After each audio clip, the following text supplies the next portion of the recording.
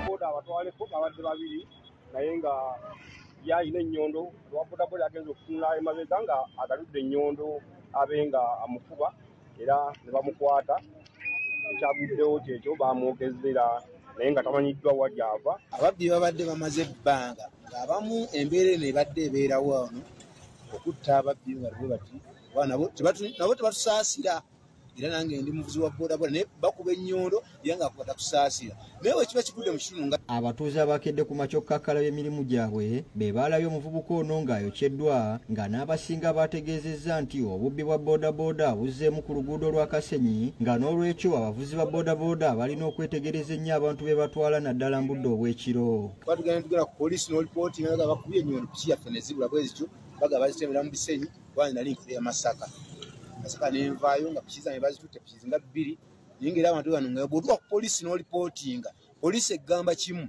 piki zammwe zikwata Tanzania. Abavubuka balemeddwa okukola balowooza kuba bintu by'abantu so emirimu gavumenti yakusaba etondeko ku mirimu abantu basobole ekyokukola bafune ekyokukola bave mu byokubba. Loni Mutebi akulira abavubuka kubayita ababiri agambye nti omuvubuka ono yayokyeddwa tamanyiddwa ku kitundu kino olw'engeri gy'abadde asiiridde nga kizibu okumutegeera.